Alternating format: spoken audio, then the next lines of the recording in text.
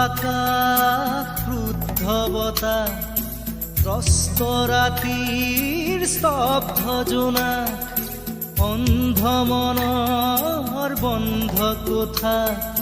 হিংস্ৰ প্ৰেমৰ মুক্ত প্ৰকাশ মুকুতি